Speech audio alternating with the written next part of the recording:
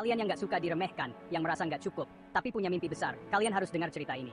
Kenalan sama Arman. Dulu dia cuma pria biasa dengan kehidupan biasa. Berjuang keras untuk bertahan hidup, Arman merasa hidupnya sudah lengkap, termasuk cinta sejatinya.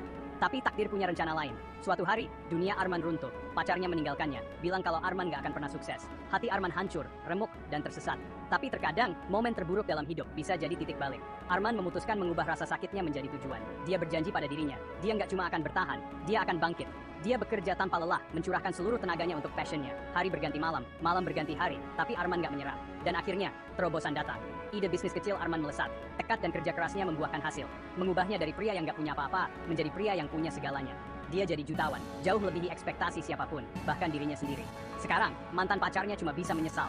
Dia meninggalkan pria yang dia kira gagal, hanya untuk menyaksikannya bangkit seperti burung phoenix dari abu. Perjalanan Arman adalah bukti kekuatan pantang menyerah dan semangat manusia.